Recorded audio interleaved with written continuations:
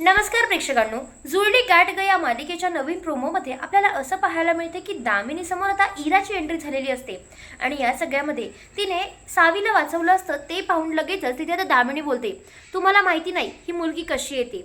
मला माहिती आहे जेव्हा तुमचा दोघांचा सुखी संसार चालला होता ना तेव्हा ही मुलगी या मुलीनेच तुमच्या संसारामध्ये विष कालवणं चालू केलं होतं आणि आता ती तुम्हाला आगीतून बाहेर काढण्याचं नाटक करते. पण ती असं काही एक करत नाहीये. मला माहिती आहे ती मुद्दामून या घरामध्ये घुसण्याचा प्रयत्न करते. आता असं म्हटल्यानंतर ही सगळ्यांच्या समोर तमाशा घालते. ते पाहून धैर्य बोलतो, हे बघाय मला माहिती आहे तू काय बोलतेस काय नाही आणि मला चांगलंच सत्य माहिती आहे, पण तू अजिबात काळजी करू नको. मी आहे ना, मी बघतो तिच्याकडं काय ते. आता असं म्हटल्यानंतर इराला खूप मोठा धक्का बसतो, कारण ती यावेळी चांगल्या हेतूने आलेली असते पण धैर्य तिला काही समजून घेण्याचा प्रयत्नच करत नाही. आता तुम्ही पूर्ण भाग बघा, तुम्हाला कळेल की नेमकं काय झालं आणि काय नाही. तर इकडे आता सावी त्या रूममध्ये गेलेली असते. तिकडे आता दामिनीचा नवीन कट हा तिने रचून ठेवलेला असतो की काही झालं ना तरी या घराला आग लावायची आणि एकदा का आग लागली की नाही मग झालं, सगळं संपलं. ही सावी सुद्धा संपेल आणि हिच्या मागचं सगळं सत्य उलगडलेलं. पण इकडे मात्र देवाने एक वेगळाच प्लॅन तिच्यासाठी रचलेला असतो, कारण यावेळी इरा तिला खुद वाचवायला येणार असते आणि तिथे मात्र हे तिला याची काही एक जाणीव नसते. आता सावी आत गेल्या गेल्या तिथे आता दामिनीने आपला डाव टाकलेला असतो, म्हणजेच काय तर चारी बाजूने त्या पूर्ण घराला आग लावलेली असते आणि यामध्ये नाना सुद्धा सामील असतात. त्यांनी या सगळ्यामध्ये दामिनीला खूप मदत केलेली असते. आता सावी या सगळ्यामध्ये खूप अटकलेली असते. ती सारखं फ्रेंड म्हणून धैर्याला आवाज देण्याचा प्रयत्न करते, पण धैर्य हा या सगळ्यामध्ये चांगलाच अटकलेला असतो, कारण तो वेगळ्याच काहीतरी कामात गुंतलेला असतो. पण इकडे जेव्हा खूप आग लागलेली असते ना तेव्हा नीता आणि अवंती यांनी धैर्याला फोन लावून सगळं काही सांगितलेलं असतं आणि शेवटी काय तर धैर्य तिथे पोहोचला सुद्धा असतो.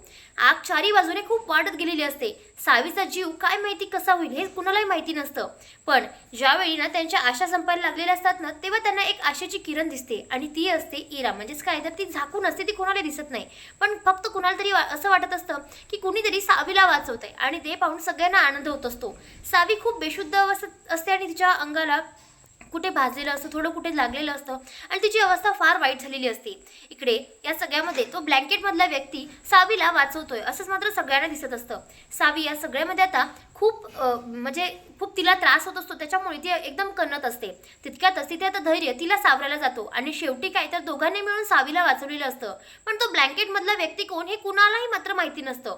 तर आता या सगळ्यामध्ये सावी जी असते ना ती तिथे बेशुद्ध अवस्थेत खाली पडते. तितक्यातच तिथे धैर्य तिला वाचवायला बोलतो, सावी तू ठीक तर आहेस ना. हे सगळं झालं लगेच इरा आपल्या चेहऱ्यावरचं ब्लँकेट दूर करते आणि बोलते, सावी जागी हो ना, काय झालंय सावी तुला अशी बेशुद्ध का पडली आहेस म्हणून. आणि ती तिच्या काळजीपोटी खूप चांगलं बोलत असते आणि तिचं हे जे रूप असतं ना ते सगळ्यांना दिसतं. आता तिथे नीता अवंती आर्या सगळे असतात, दामिनी सुद्धा असते, विलास भास्कर सुद्धा एकदम त्यांच्याकडे शॉक होऊन बघत असतात. त्यांना कळत नसतं की नेमकं काय चाललं हे. त्यांच्यासमोर काहीतरी वेगळंच दृश्य असतं. ते पाहून तिथे ती खूप घाबरून जाते. सावी काही डोळे उघडत नाही, पण धैर्यला ती लगेच बोलते, धैर्य बघा ना हे डोळे का उघडत नाहीये. अहो सावी आपली कुठे नेमकी काय झालंय तिला आणि असं का ती बेशुद्ध पडलीये. त्यावर धैर्य तिच्याकडे एकदम वेगळ्याच नजरेने बघतो, कारण त्याला कळत नसतं की नेमकी अशी का वागतीये. आजपर्यंत जी इरा आपल्या सावीचा इतक्या राग करायची ती आज एकदम अचानक चांगली कशी काय झाली. दामिनीला खूप मोठा धक्का बसतो. ती एकदम धक्क्यात असते की तिला कळत नसतं की इरा इथे कशी काय वाचून आली. तर आता या सगळ्यानंतर तिथे दामिनीला जो धक्का बसलेला असतो ना तो इराला मात्र कळतो. इकडे विलास आणि भास्कर हे इराकडे बघतात आणि हे नेमकी कशी सुधारलेला ही त्यांचं सुद्धा कळत नसतं. तितक्यात लगेच आर्या आता नीताला बोलते, आई सावी काकींना काय झालंय ग, त्या उठत का नाहीये, त्या डोळे तर उघडणार ना. त्यावर ती बोलते, शांत हो बाळा. तर आता या सगळ्यानंतर लगेच ती तिला शांत करण्याचा प्रयत्न करते. धैर्य बोलतो, चला आपण जाऊयात आणि हिला घेऊन जाऊयात आणि असं म्हणून तो आता तिला बेडरूममध्ये घेऊन येत असतो. सगळेजण त्याच्या मागे मागे आलेले असतात आणि तिथे मात्र ती बिचारी एकदम निपचित पडलेली असते. तिथे आता तो तिला उठवण्याचा पूर्ण प्रयत्न करत असतो. त्यावर लगेच तिथे आता आर्या बोलते, आई सांग ना ग सावी काकी कधी उठतील. इकडे आता सावी बडबडत असते. खरं तर ती धैर्यला म्हणजे फ्रेंड म्हणते आणि नंतर बोलते, मुलं वाचवा प्लीज, मुलं वाचवा. आणि तिला तोच किस्सा आठवतो जो शाळेमध्ये झालेला असतो. शाळेमध्ये जेव्हा ती असते ना तेव्हा आग लागलेली असते आणि जेव्हा धैर्याची पहिली भेट झालेली असते ना तेव्हा धैर्याने त्या सगळ्या मुलांना वाचवलेलं असतं आणि तेव्हापासून तिला आता आठवायला लागलेलं असतं. आता तितक्यात धैर्यालाही तेच आठवतं, त्यामुळे तो बोलतो, काळजी करू नको, सगळी मुलं ठीक आहेत आणि तो तिला सांत्वना देण्याचा प्रयत्न करत असतो. तर इकडे आता या सगळ्यामध्ये तिथे म्हणजे धैर्यला असं वाटतं की सावी जागी होईल आणि शेवटी सावी जागी होते. ती बोलते फ्रेंड. त्यावर तो बोलतो काळजी करू नकोस, मी इथेच आहे. आणि आता सगळ्यांचा जीवात जीव आलेला असतो. सगळेजण खूप आनंदी झालेले असतात, म्हणजेच काय तर नीता, अवंती, इरा आणि धैर्य. कारण या सगळ्यामध्ये त्यांना खूप आनंद झालेला असतो. पण इकडे दामिनी, विलास आणि भास्कर तिघांचाही चेहरा मात्र पडलेला असतो. त्यावर लगेच दामिनी बोलते ही जागी कशी काय झाली आणि मुळात ही इरा इथे कशी काय आली. त्यावर तिच्या विरुद्ध ती काहीतरी डाव रचण्याचा प्रयत्न करते. ती आपल्या रूममध्ये तातडीने धावते. त्याने बोलते हे सगळं काय चाललंय. नानानेच माझ्या पाठीत खंजीर खुपसलं असणार, त्यांनाच ह्या इराने पैसे चारले असणार. आणि डायरेक्ट ती फोन लावते. आता नाना इकडे तिथे त्या किडनॅप केलेल्या मुलीला, म्हणजे त्यांना वाटते इरा आहे आणि तिला घेऊन बसलेले असतात. तितक्यात लगेच तिथे आता दामिनीचा फोन आला पाहून ते बोलतात हा बोला ना मॅडम, काही झालं होतं का. त्यावरती लगेच बोलते नाना मला एक सांगा, किती पैसे दिले होते तुम्हाला त्या मुलीने. त्यावर लगेच ते बोलतात काय बोलताय मॅडम तुम्ही, तुम्हाला कळतंय का. त्यावर लगेच ती बोलते काय बोलताय, मला कळतंय का, काय विचारताय तुम्ही. अहो त्या मुलीने म्हणजेच त्या इराने इथून काढायचे, म्हणजे तुमच्यापासून सोडून घ्यायचे, किती पैसे दिले होते आणि माझ्या पाठीत खंजीर खुपसण्यासाठी ते म्हणून सांगा आधी. त्यावर तो बोलतो काय बोलताय मॅडम, असं अजिबात होऊ शकत नाही. अहो मी त्या पोरीला किडनॅप केले की, आणि कसं असं होऊ शकतं. आता असं म्हटल्यानंतर लगेच ती बोलते तुम्ही जी पोरगी किडनॅप केली ती नेमकी कोण आहे ते बघितलंच तरी का. त्यावर तो लगेच बोलतो थांबा मॅडम आत्ताच बघतो. आणि असं म्हणून तो आता ती पोरगी कोण आहे ते बघत असतात. शेवटी काय तर ती दुसरीच कोणतरी पोरगी असते. त्यावर तो लगेच बोलतो मॅडम हे मला माहिती नाही कसं झालं, पण मी तर त्या इरालाच किडनॅप केलं होतं, मग हे कसं काय शक्य आहे बघा. आता असं म्हटल्यानंतर या सगळ्यामध्ये लगेच दामिनी चिडत बोलते अहो तुम्हीच काहीतरी घोळ घातला असणार आणि म्हणून हे सगळं झालं. आता असं म्हटल्यानंतर या सगळ्यामध्ये इकडे नानांना खूप मोठा धक्का बसतो. पण शेवटी दामिनीचा त्यांच्यावरचा विश्वास मात्र उडून जातो. इकडे दामिनी जी असते ना ती या सगळ्यामध्ये आता पुन्हा काहीतरी नवीन प्लॅन रचते. कारण तिच्यासाठी जे होणार होतं ना ते तर मात्र काहीच होत नसतं, पण तिच्या विरोधात सगळे प्लॅनिंग चालू झालेले असतात.